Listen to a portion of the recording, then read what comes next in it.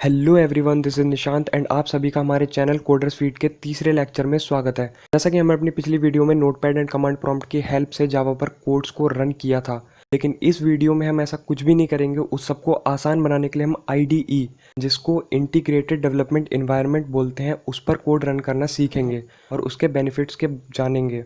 तो चलिए स्टार्ट करते हैं।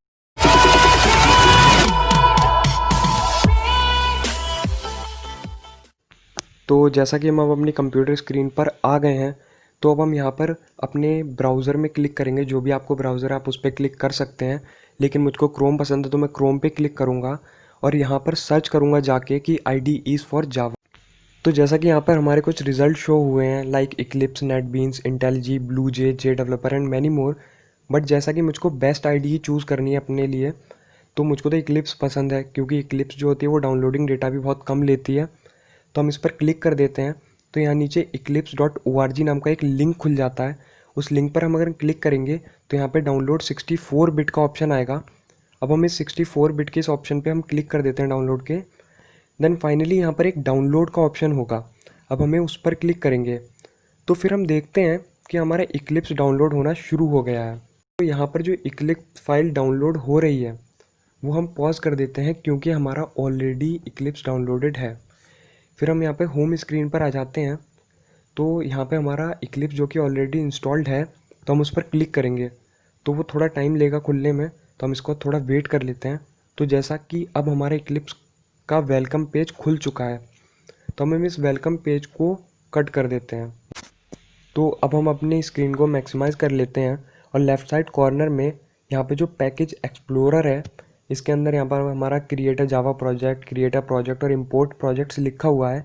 यहाँ पर हमारी जावा फाइल्स जो होती हैं वो स्टोर। एंड अब हम नीचे आते हैं तो हम देखते हैं कि कंसोल का जो पोर्शन दिया गया होता है नीचे, जो कि बिल्कुल खाली होता है, वहाँ पे जो भी हमारा इनपुट होता है उसको एग्जीक्यूट करने के बाद जो आउटपुट आता है वो इस कंसोल के अंदर शो। तो अब हम यहाँ पर क्रिएट अ जावा प्रोजेक्ट नाम के ऑप्शन पे क्लिक करते हैं, तो ये हमसे प्रोजेक्ट का नाम पूछता है, जो कि हम माई लाइफ नाम से प्रोजेक्ट क्रिएट कर लेते हैं। तो यहाँ हम फिनिश पर क्लिक करते हैं, देन हम क्रिएट पर क्लिक करते हैं, तो हमारा प्रोजेक्ट जो होता है वो क्रिएट हो जाता है। तो अब हम यहाँ देखते हैं कि SRC नाम से एक फ़ोल्डर क्रिएट हुआ है, एक फ़ाइल क्रिएट हुआ है SRC नाम से, जिसको हम सोर्स कहते हैं। एंड यहाँ JRE सिस्टम लाइब्रेरी होती है जो कि क्रिएट होती है, जो कि बहुत सारी लाइब्रेरीज़ को, फाइल्स को इंक्लूड करती है, जो कि हम इसे देख ही सकते हैं कि कैसी बहुत सारी फाइल्स हैं यहाँ पे।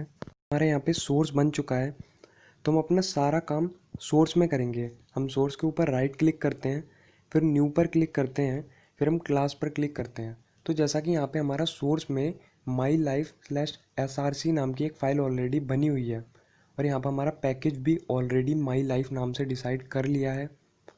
तो अब हमें इसको नाम देना है, तो वो नाम हम देने का सोचते हैं कि चलो हम माई वर्ल्ड खुद से ही लेके दे देते हैं।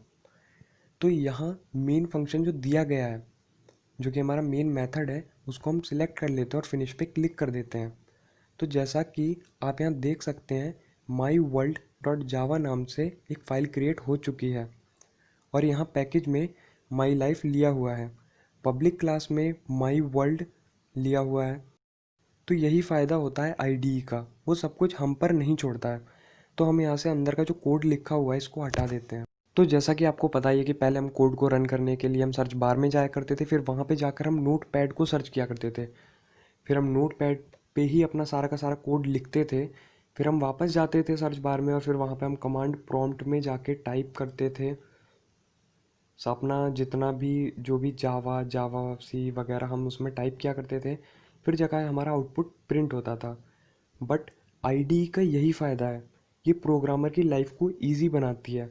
तो अब हमें यहाँ पे कुछ प्रिंट करना है, तो हम यहाँ पे system.out.println लिखते हैं, एंड उसमें हम डबल कोट में लिखते हैं वर्ल्ड इज़ ग्रेट, जो कि हम खुद से कुछ भी ले सकते हैं, जो भी हमें प्रिंट करना हो वो हम ले सकते हैं, एंड फिर हम इसे सेमीकोलन से क्लोज़ कर देते हैं।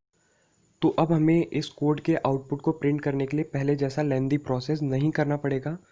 हम सबसे पहले इसको मैक्सिमाइज़ करते हैं अपनी स्क्रीन को। तो यहाँ पे लेफ्ट अप कॉर्नर है, वहाँ पे हमें एक सिंबल दिखाई देता है जो कि ग्रीन कलर का है, इस पर हम क्लिक करते हैं। देन हम कंसोल में आ जाते हैं, तो हम यहाँ पे देखते हैं कि हमारा वर्ल्ड इज़ ग्रेट प्रिंट हो चुका है। तो अब हमें यहाँ पे कुछ भी नहीं करना पड़ा, बस हमें अपना कोड लिखा ग्रीन सिंबल जो हमारा था उस पर हमने क्लिक किया और कंसोल में हमने अपना आउटपुट ले लिया। तो अब हम अपनी इस आईडी में काम करने के एक और फ़ायदे के बारे में जानते हैं।